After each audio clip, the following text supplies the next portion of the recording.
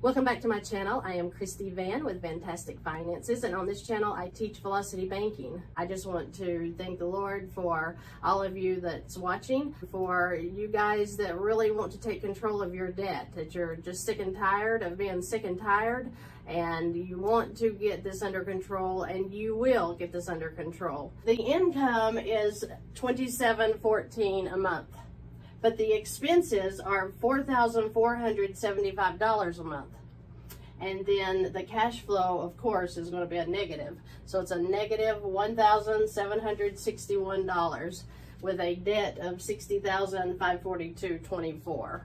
Of course, we have an income problem here. The debt, as far as the debt total, that is not a crazy debt to have. She obviously does not have a mortgage, but it is out of control due to the income is low. So what are the two rules of doing velocity banking before you get started? Is one, you have to have cash flow, and two, you have to have a line of credit. So you have to get both of those in order to do velocity banking at its best. She has several credit cards. She even had 4 Capital Ones. So she's keeping it together, and I'm not sure how with the negative cash flow. So I'm not aware of if she recently lost a job, if she changed a job, if she went to unemployment possibly. Whatever the case is there is hope, because one, you can make a better income. And the real hope for her was when I saw this 401k.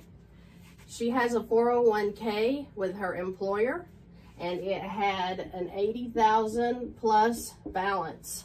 Now, in the event she increases her income, this 401k can wipe out quite a bit of her debt. Ask your employer if you can use your 401k, how much of that, which is usually up to 50%, and then I would come in and wipe some of this debt down. Hopefully you'll have some cash flow, and then you can start wiping the rest of it out. A 401k, I have a video on that if you want to go back and review that. You can take a loan out of your 401k up to 50%. So in her case, it would be about $40,000. You'll just have to verify that through your employer. I am only making suggestions. I am not advising. I am not an attorney, nor am I a certified financial advisor. So I'm making suggestions that she could try to use the 401k to help her get rid of some of her debt. And another suggestion that I have is, let's take our focus off of our debt and let's put it on increasing our cash flow. Now, there's a saying that says you can't see the forest for standing so close to the tree. And that is a good saying when it comes to our finances. We get so focused on the debt that we take our mind off of how to increase that cash flow. So it's very, very important that we're always bettering ourselves, always looking for the next adventure, because that is life. We need to keep moving, and we don't get in a rut. A rut is nothing but a grave with 2 ends dug out. We don't want that. I have gotten there myself. I have been in ruts, especially when my children were younger, and you feel like you're kind of stuck because you're running a household and you don't have any money, and you're trying to keep up with everything that's going on with the children and with your job. Very stressful period. But you will come out of that. You have to stay focused. And remember, that is just a small part of your life. It's a beautiful part of your life. Raising my children was the most exciting part of my life.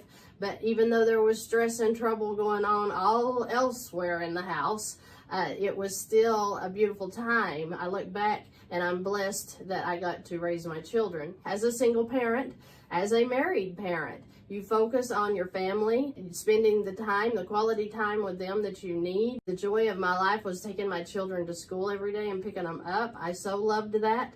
I just enjoyed raising my family. And I just want everybody to take their focus off of this stress. This is stress, and this can go away. But we want our families to remember that we were in peace, that we weren't stressed out, we weren't screaming and hollering, that we were living life. Even if we just get to go to the park and swing, we get to spend time with our children. So don't lose sight of that. The important things in life are not money. Money can be corrected.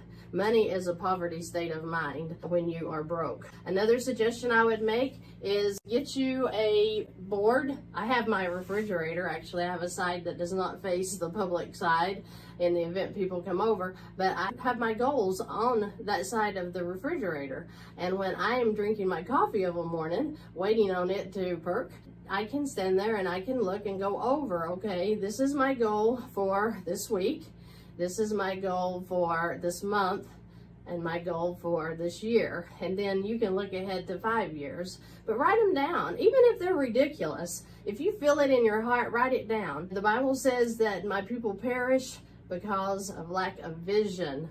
So we want to keep a vision ahead of us of where we want to move forward. So I don't care how successful you are, how far along you have come, you can get better, and you need to strive to be better. Focus on the things that really matter, and that's your family, that's your health. And then do your best with this. If you set your goals, and let's say that, you know, with her $2,714 a month, what if she put on her board or whatever she wants to use, what if she were to put $5,000? That's going to be her new income, and then she's going to put a date. Zig Ziglar used to say that if you shoot for the moon and you miss, at least you land among the stars. And that's exactly the way we need to think. We need to always be shooting for that goal that seems like it's way up here, and you'll be surprised how close you get when you write down what your vision for your life is in the near future. Just make you a goal. Set it out there. I never was goal-oriented. Everything in my life changed. That's when I got my finances in order with Velocity Banking. I started studying my Bible more to understand where the blessings of the Lord come from and how we're to be givers. And I started doing this right here. My daughters do this right here and have been very successful with things like getting their college paid for through scholarships and other things. So it is a wonderful thing that we can set goals in our life and try to reach them and to be better people, because we want to be good people, we want to be givers, and we want to love our families and the people around us so that when they're grown, they don't look back at all bad times. It's like I said, I've been through ruts. I have made many mistakes in my life. And, you know, things you look back on and you're like, oh, I can't believe I did that. We all do that. It's life. You ask forgiveness and you move on. That's all we can do, and you just do better. So I just wanted to make this video to let this lady know that she looks like she's in over her head. She looks like that she's going down, but things can change, and they can change very quickly. This doesn't take years to clean up. This takes a vision that I'm going to be debt-free by such and such date. I mean, you write it down, put it in front of your face, whether it be on your mirror that you get ready in front of every morning, your refrigerator like I do, or, you know, in your bedroom somewhere. Just have a vision. Set a vision for your life. Set a vision for your money. Set a vision for your debt. Set a vision to obtain a line of credit. Always keep your vision in front of you so that you know when you reach it, you're going to be shocked, and it will happen. It is just a mindset. We've got to change our minds that we are blessed people, and we are going to be blessed, and the Lord is going to be good to us because we're His. So it's so important that we take our minds off of the debt, which is the tree, back up a little bit and look at that huge forest that's out there in front of us. That is the beautiful part of our lives. This is just a little part of our lives, and this can clean up, and this will clean up. But you've got to focus. You've got to focus on increasing that income if you need it. You've got to focus on getting that line of credit. Those are the two things that you need for Velocity Banking, and your debts will be cleaned up. Your life is something you have to work on every day. We have to get up every day and make decisions that today is the first day of the rest of our lives, and we're going to make it exciting, and we're going to make it right. So I hope that you all have enjoyed this video. I hope you got a little bit of value out of it. I know I didn't do a lot of numbers today, but this is a pretty big deal. Very stressful. I can see it. I can feel it. So I'm just trying to give encouragement that we can keep moving on up and we can do better. And if she wants to use the 401k and to check into that, that could really help her to clean up some things here.